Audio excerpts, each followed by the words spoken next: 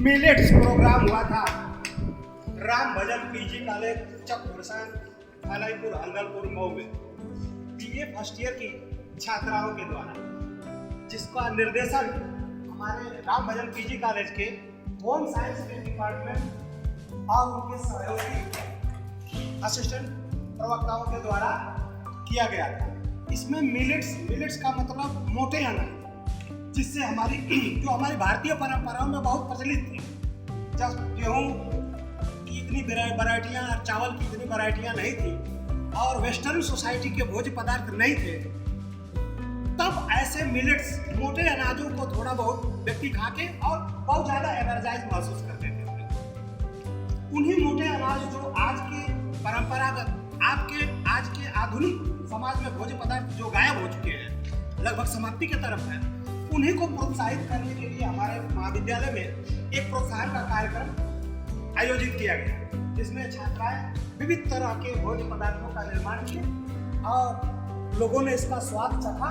स्वाद चखने के बाद इसमें कौन सी विटामिन है, कौन कौन सा भोज्य पदार्थ है, किन किन तत्वों से निर्मित है, वो सारी बातें यहाँ के लोग जो इन भोज्य पदार्थों को खाए हैं, चखे हैं या जो भी किए, वो इस संबंध में अपनी बातों को रखेंगे और बच्चियों द्वारा पूछेंगे कि किस भोज्य पदार्थ में क्या चीज है।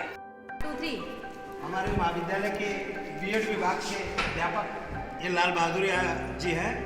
ये इस मिलेट्स में भाग लिए हैं और बच्चों के द्वारा बनाए गए भोज्य पदार्थ के स्वाद को और इनकी मात्रा को चखे हैं। अब इनसे पूछा जाए कि इसमें कैसा लगा, किस तरह का भोज्य पदार्थ था, बच्चों बनाई थी, कितना बढ़िया बनाई थी। लाल बहादुर जी सर, मेरा नाम लाल बहादुर। और आज इस मिलेट्स में जो बच्चियों ने जो भोजन बनाया बहुत ही बेटर रहा। एक चीज़ देख लीजिए, ये मक्के की रोटी है। मक्के की रोटी सर खाने के बाद हमें ये लगा पुरानी, यानी 2-4-10 साल 15 साल पहले जो रोटी मैंने खाया था वो चीज़ हमें याद आने लगा। और आगे बढ़ते हैं तो यह जौ की रोटी भी सर मिली हमें, और जौ की रोटी भी। अब मैं इस बच्ची से पूछना चाहते हैं, क्या आपसे पहले आप कभी मक्के की रोटी बनाई थी? नहीं सर। तो बनाना कौन सिखाया? मैं किसी के सहयोग से लगा कि बन जाएगा, अच्छा बनेगा। अच्छा, कौन मैम सहयोग किसमें? सोनी में। अच्छा। अब ये जई की खिचड़ी थी सर। और जय की खिचड़ी तो हमें ये लगा कि पहले जो खिचड़ी नहीं बनाया जाता था मिला करके खूब घरों में, और यानी उसको कह लीजिए जो भी, यानी इसको तो हम कई बार खाए और ये लगा कि बस हमें जो भी खाना मैं खाया हूँ आज 15 साल 20 साल पहले की बातें हमें याद आ रही है कि ऐसा रोटी ऐसा खाना अगर मिले तो व्यक्ति अपने सेहत से भरपूर रहेगा। जहाँ दालों में विभिन्न तरह की दालों से दाल बनाई जाती है, घर में अरहर है, मटर है, चना है, उसी में ये उड़द की दाल है जो बहुत तरह से हमको फ़ायदा पहुँचाती है। इसमें प्रोटीन, कैल्शियम, पोटेशियम इत्यादि बहुत सारी चीज़ें मिलती हैं। ये स्वाद में कैसी चीज़ है? सर, उड़द की दाल अगर जैसे घरों में बनती है तो थोड़ा सा पानी उन्हें ज़्यादा बढ़ा दिया जाता है, लेकिन यहाँ पर जो देखिए, दिखाइए सर, इस दाल को दिखाइए। दाल ऐसे लगा कि जैसे अब क्या कहा जाए, एकदम इतनी अच्छी कि अब क्या बताएं। इसको तो मैं 2 प्लेट खाया हूँ। 2 प्लेट बच्चों ने दिया है और बहुत अच्छी तरह से मैं खाया हूँ। आगे भी देख लीजिए सर, सलाद है। सलाद ये तो हर देख ही रहे हैं, मिल ही रहा है। और ये धनिया की चटनी, धनिया लहसुन की चटनी सुनते हैं हम लोग बताते हैं कि थायराइड में बहुत इसका योगदान है।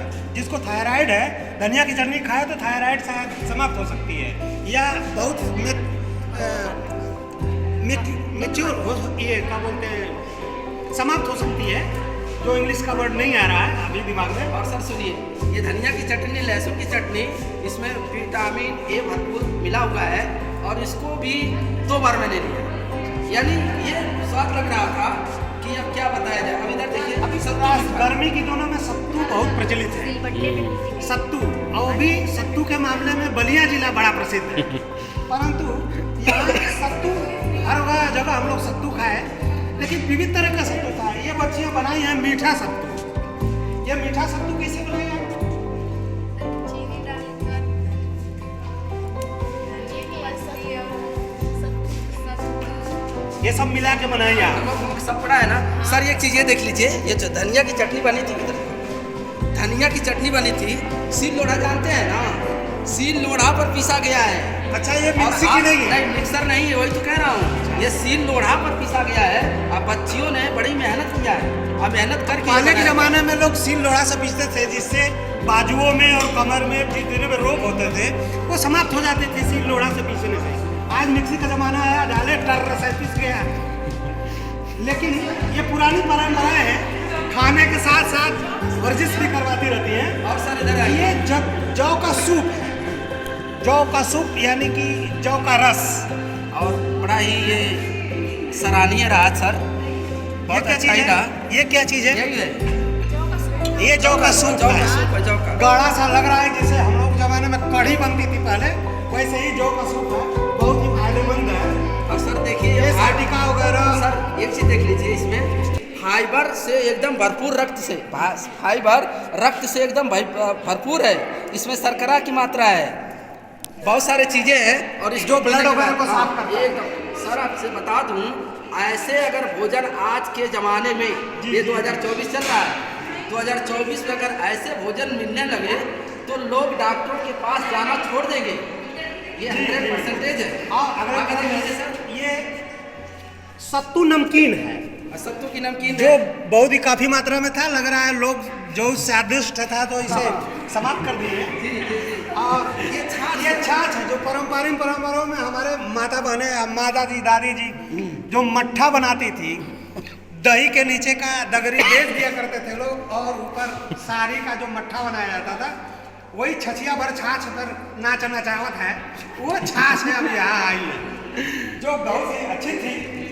और इसमें ये सर गेहूं की दरिया का खीर था।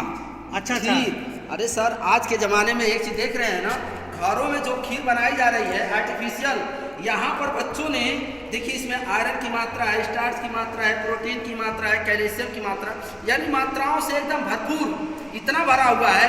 सर मैं तो एकदम खुश हूँ। ऐसे आपकी तृप्तता इसी से जाहिर हो रही है, इसी से कुछ भी नहीं बचा। अरे सर कम से कम 2 प्लेट खाए हैं। अब इसमें बहुत सारा सहयोग हमारे होम साइंस के डिपार्टमेंट और अध्यापकों की रही है। इसमें ये अनुपमा जी हैं होम साइंस की, ये कुछ इसके विषय में बताएं कि कैसे कैसे बना है। होम साइंस डिपार्टमेंट से मैं बोल रही हूँ अनुपमा प्रजापति, और सारी लड़कियों ने मिलेट से रिलेटेड बहुत ज़्यादा मेहनत की है, और ये मैं इतना ही कहना चाहूँगी कि फिर से लोग, इनके कहने का मतलब फिर से लोग पुरानी परंपराओं की तरफ लौटे और मोटे अनाजों का सेवन करें, जिससे स्वास्थ्य संवर्धित होता रहे, आगे स्वास्थ्य और चीज़ बढ़ती रहे, व्यक्ति स्वस्थ रहे। ये हैं हमारे महाविद्यालय की या राम भजन पीजी कॉलेज की सोनी यादव, जो होम साइंस डिपार्टमेंट से हैं। जिनके सहयोग से ये पूरा कार्यक्रम सफल हुआ है। सो इसके विषय में 2 शब्द। ये जो है राम भजन पीजी कॉलेज से ये बीए फर्स्ट ईयर की लड़कियां जो हैं काफ़ी मेहनत की हैं मिलेट्स के बारे में, और हमारे प्रबंधक सर जो हैं उनके द्वारा जो है यह कहा गया कि बच्चियों को ये चीज़ स्पेशल तौर पे सिखाया जाए, और पुरानी चीज़ों को फिर से बच्चियों के अंदर इतना विश्वास जगा के लाया जाए कि वो उन चीज़ों को बनाए और उनको सीखें, और आने वाली पीढ़ी में वो इसका उपयोग करें, और इसके जरिए कम से कम बीमार पड़े और कम से कम चिकित्सालय में जाएं। यानी कि पुनः वही बात जहाँ से चले थे कि पुनः परंपराओं की ओर लौटो। स्वस्थता शायद, शरीर की समृद्धता शायद उसी पुरानी परंपराओं में है, मिलेट्स के तरफ है। तो हम जहाँ तक ये वीडियो जाएगी उन सभी दर्शकों से भी ये अनुरोध करेंगे कि वो मिलेट्स और पुराने अनाजों की तरफ लौटे, जिससे स्वस्थ जीवन और स्वस्थ मस्तिष्क बना रहे। इसके साथ आज जो मिलेट्स था इसके बारे में आप बताएं। बच्ची ने बहुत मेहनत की है, बहुत ही अच्छा भोजन बनाया है, और काफ़ी मतलब पौष्टिकता से भरपूर भोजन बनाया है, और खाने में बहुत ही स्वादिष्ट बनता है। मैम आप भी कुछ कहना चाहेंगे? हाँ सर, ये आज के मिलेट्स जो हैं, जो मिलेट्स का भोजन था, इसकी वजह से जो पहले के समय में लोग थे खेतों में काम करते थे, और आज ये पता चला इस स्वाद को लेकर के कि वाकई में वो लोग जिस कार्य को करते थे वो स्वास्थ्य के साथ साथ इतने भरपूर प्रोटीन, विटामिन, फाइबर का भी प्रयोग करते थे और तब जाके वो इतने वातावरण से लड़ पाते थे। आज हम फ्रिज, कूलर, एसी, पंखा हर चीज़ का इस्तेमाल करते हैं खाने पीने, पहनने उन्हें हर चीज़ों में, लेकिन उन चीज़ों का उपभोग नहीं कर पाते हैं जिन चीज़ों का हमको करना चाहिए। और हमारे जो मतलब पूर्व के लोग थे, हमारे पहले जो थे माता पिता या बाबा दादी थे, वो लोग वाकई में इन सब चीज़ों का प्रयोग करते थे और उनके लिए वाकई में ये चीज़ें बहुत अच्छी थी जो आज हमारे प्रबंधक सर ने इन बच्चों के बीच में लाया। इसका मतलब है कि पुराने ज़माने में लोग 100 वर्ष जीते थे। हाँ। और आज का जो भोज्य पदार्थ है उसके बारे में आज का भोज्य पदार्थ है वो हमें ठीक 40 साल पीछे कर देता है। 40 साल 40 साल पीछे कर देता है। इसका मतलब क्योंकि 120, 110 साल लगभग लोग जीते थे। आज 50 से पार होते होते कोई थायराइड है तो कोई बीपी का मरीज है, कोई कैंसर का मरीज है, अनेक तरह के। और ये सारे खाद्य पदार्थ जितने भी हैं वो कम से कम हम लोगों को ये जो पुरानी चीज़ें थी, जो बीमारियां थी, उनसे लड़ने की क्षमता प्रदान करती थी। और आज भी इन चीज़ों में, वेदों में, पुराणों में लिखा हुआ है कि ये जितनी भी चीज़ें हैं वो हमसे रोगों से लड़ने की क्षमता प्रदान करती थी। इतने दवा, इतने चिकित्सा की आवश्यकता नहीं पड़ती। Thank you ma'am. तो आज मिलेट से संबंधित जो भी यहाँ पर भोज्य पदार्थ बना, हम इसमें बच्चियों से किसी से पूछना चाहेंगे कि जिसने भी बनाया, सभी लोगों ने आप लोग मिल करके बनाया ना, तो कोई एक बताए जो भोज्य के सारे भोज्यों के बारे में बताए। कौन बताएगा? आप बताएंगे? बताइए। आपका क्या नाम क्या है? प्रीति। किस क्लास में पढ़ती हैं? BA first year. कॉलेज का नाम क्या है आपका? चलिए, आपने क्या बनाया था सर, सभी के बारे में बताइए।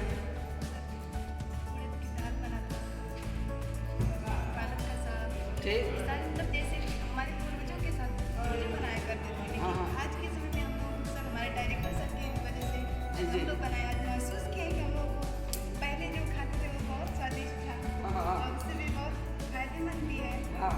इसमें भरपूर मतलब पोषक तत्व मिलता है। जो आज के भोजन है वो काफ़ी हानिकारक होते हैं, जिससे हमारी एज घटती जा रही है। ठीक ठीक और ठीक, सही इससे है। अनेक प्रकार की बीमारी हो रही है, लेकिन पहले के जो भोजन थे वो बहुत स्वादिष्ट थे और पोषक तत्व से भरपूर थे, जिससे हमारी सेहत भी अच्छी थी और उम्र भी ज़्यादा थी। बहुत ही अच्छा आपने बताया। आप भी कुछ बताएंगे? आपका नाम क्या है? क्या नाम है? किस क्लास में पढ़ती है? आप कुछ बताएंगे? ये जो लोग बनाए हैं जी जी। मोटे अनाज का, ये कहा जाता है कि पहली बार बनाया है और बहुत अच्छा बना और अच्छा भी लगा। अच्छा, तो हम लोग खाए तब पता चला, आपने तो बनाया ना। हाँ, तो हम लोग को बनाते हैं, सारी लड़कियाँ मिलकर बनाई है। अच्छा अच्छा, बनाने में बहुत अच्छा लगा, बनाने में बहुत अच्छा लगा हम लोग को। चलिए, बहुत ही अच्छा। और भी कोई? इधर से सब थोड़ा चले आइए। ये जी, आपका नाम क्या है? वंदना खरवार। किस क्लास में पढ़ती हैं? आपने क्या बनाया था? अच्छा, सारे भोज्य पदार्थों के बारे में बताइए आप। बोलिए। खिचड़ी के बारे में बताइए। गेहूं का खिचड़ी बनाए थे, अच्छा, उसमें क्या क्या पड़ा था? दलिया था, जी। गेहूं का दलिया, गेहूं का दरिया।